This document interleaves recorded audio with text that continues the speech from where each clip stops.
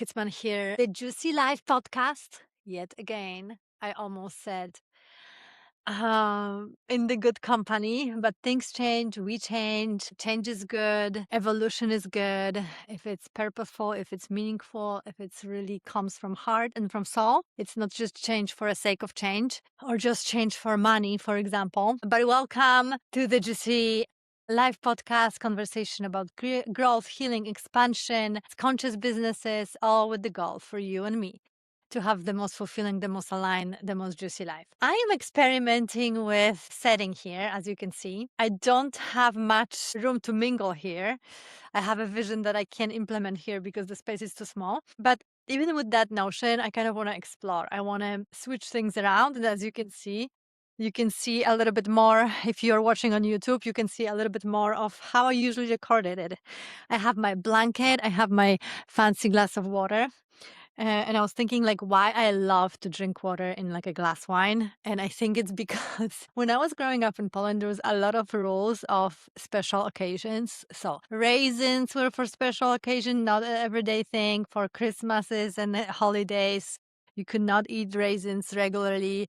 Glasses like this, there were special plates for special occasions, special outfits, shoes for special occasions. And I never fully understood because I felt like, like even as a kid, I remember like every day is a special occasion when you think about it because I really want to wear this Mickey Mouse shoes. So now I like and I allow my kids to drink like water with from the glass, wine glass. Why not? Today, episode will be about solitude. Something I was thinking about lately. Solitude is a big part of Juicy Life, but I was thinking about my relationship with solitude and how it progressed and how it changed and how it really developed initially.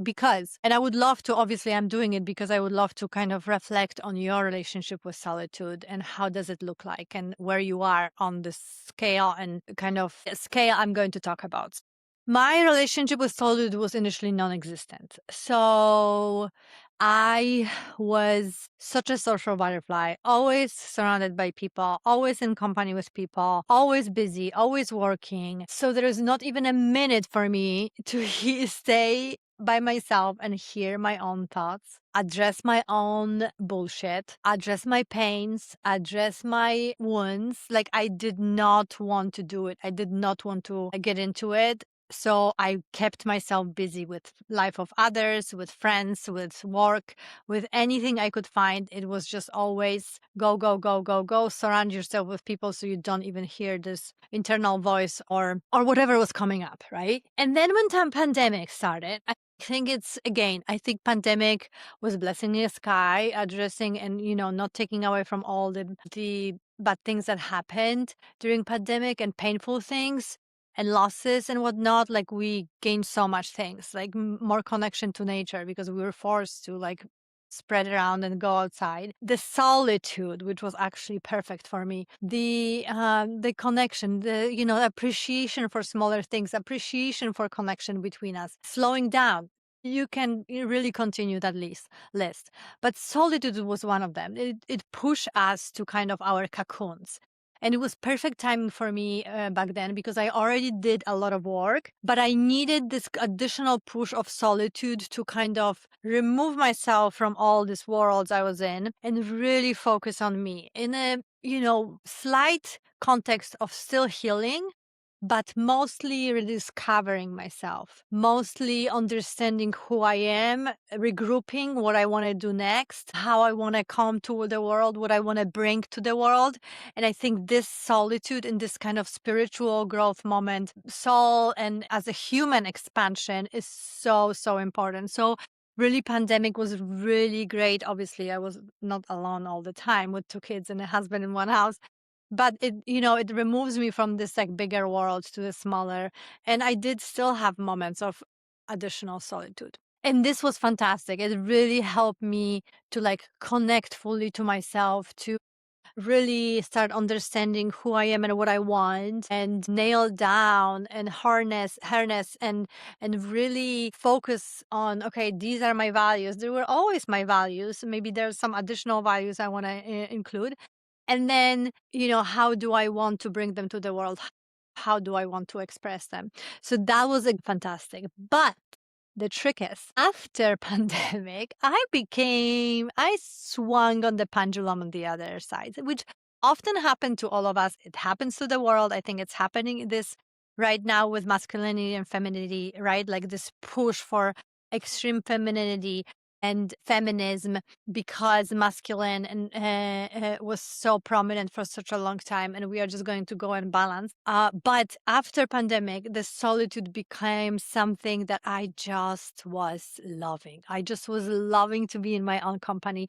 I was loving to be by myself, to dig deeper, to like I was just loving it, and I still do. But what I noticed is last year on the beginning, I was like, like I am starting to use this solitude to avoid being vulnerable, to avoid connection a little bit. Just didn't want to be like, I felt like people are something, like, I loved people always. I think people are one of my greatest inspiration, and I think that's what we are to each other. And I always learn so much from people, and kind of they push me to think differently and wonder, and again, like the greatest inspiration. But they also like sometimes trigger us here and there. So I was like, I don't want to deal with that. Like I'm like so cozy in my cocoon. Why would I go out there and like be triggered, even if it means great thing. It means like, oh, I can work on something, I can heal something, I can further adjust something. But yeah, I was like, I was just so comfortable with him, and I am. But I just noticed that it wasn't healthy. It was avoidance, it was slight detachment. And I decided with this year, what was one of my things to really focus on is going back out there, going out from this cocoon, and we are going to the world and balance it. So making sure I go outside, I connect. And it's this beautiful cycle that I discovered and I thought about. So making sure I get out, I connect with people I love, I nourish the relationship I want to nourish, I discover and make new connections, and making connections and friends over 40. That's probably another episode that we should talk about. And then make sure there is this balance, and I still have time for myself. I still have time to self-reflect. I still have time to connect with me, because I think that's what solitude is the most amazing. What is the most amazing in solitude? Like this ability to hear yourself, to understand yourself, to hear your voice, to hear your needs. And then you obviously can deliver on those needs. But this is like one of the most beautiful, and hear your voice and hear your ideas in your essence. This is most beautiful part of the solitude. So yeah, so now I really work on having this balance, like having this time for myself. It almost looks like connect, reflect, solitude. No, connect, solitude, reflect, connect, reconnect. So connect, solitude, reflect, reconnect. So you know what I mean? So there is just this, it's not all in one basket, like, hey, just social butterfly all day long and never by yourself. It's not, I'm going to be home by myself and read and learn and be by myself.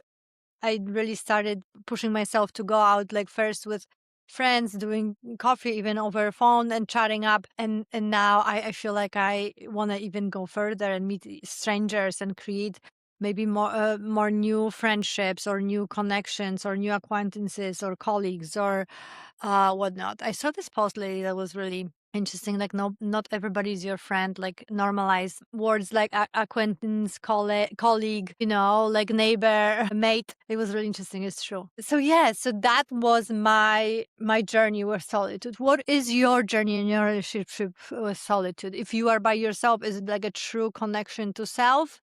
Really being with yourself, or you still keep yourself busy by listening to a podcast or doing things around the house and frantically, or do you really have this moments of like being with you, and then do you balance it with connection with others and being in the community?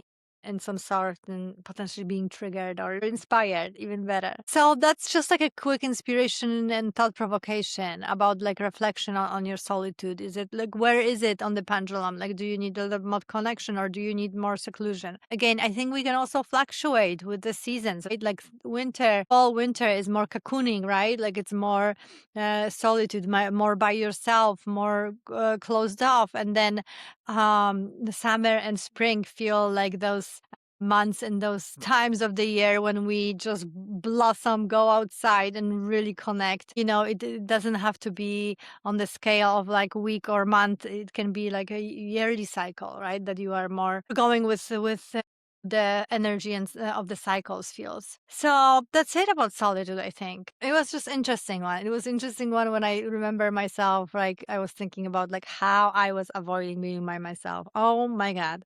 And then how I was avoiding to getting out because I love to be by myself now, and it's just such a like amazing feeling.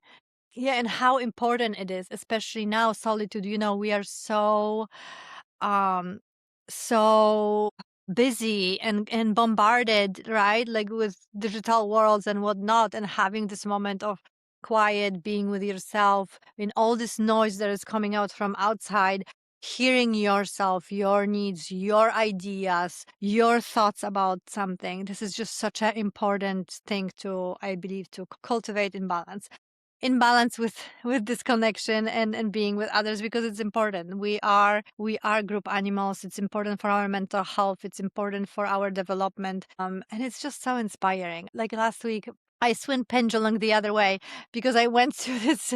I had a coffee with this amazing woman I met through class I was doing. She was visiting from New Mexico. Then I had a birthday lunch with a friend, and then I had an event at night with strangers I met on social media, which was super fun. But after that, I was just like hang over from all these energies and like all this socializing. It was so funny. I was like, okay, I need a day to be at home. I literally spent the next day working from like couch to the bed with the blanket here on my chair of the queen. So, how is your relationship with solitude? Where are you on the pendulum? What do you need? Do you need more time for yourself? Do you need more socialization? Balance it off a little bit and reflect on this.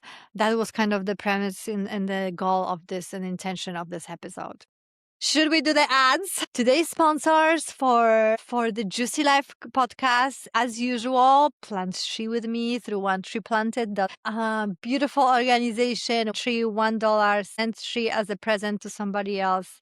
Trees. Somebody said somewhere, wise man is the one that plants the tree. He is not going to even sit under. Who is not going to sit in the shade of I don't know, I'm chopping it. It's about that, they plant the trees, but so you can plant even trees in California. You can plant trees in Europe with onetreeplanted.org. So it's amazing. And then obviously I am doing breath work in Sun and Moon meditation, formerly Tiny Space to Breathe, Saturday, Sunday, 10 a.m. Amazing experience. Expand, heal, grow, boost your creativity, boost your communication, boost your inspiration with breath work, with 45 minutes session. Love it. Love doing it. Love facilitating it. Love participating in it. So join me. And oh my God, should I say it? I also started doing a little soul energy readings. There are a few things that happened that really, like I stopped doing energy healings. Like I do during those sessions still, but they were just so exhausting to me at some point. Like my body was exhausted with it, and there's a couple other things happened that I don't want to share right now, where I will share probably at some point. But I do have, I think, talent, and many people told me for many years, any psychic and any person I went to, they told me that I have this ability, and it's really fun. And it's really fun for things to come up when I'm reading. And I had this crazy story lately. I have to tell you maybe next time, but it's just, I love doing it. And my website is below. So if you have question about your business or need clarity about your life, or you feel uncertain, I can help you with my magic. I can't believe I'm saying it. Coming from the corporate world, it's so hard for me. because I think everybody will think I lost my marbles, but it is what it is. It was always within me. It's part of me. I was always drawn to this world. I was always interested. I was always reading about it. I was always so magnetized by it. And now I'm just letting my freak fly, and that's okay. And I'm inviting you to let your freak fly. Until the next time, love and light, and life, and juicy, juicy life.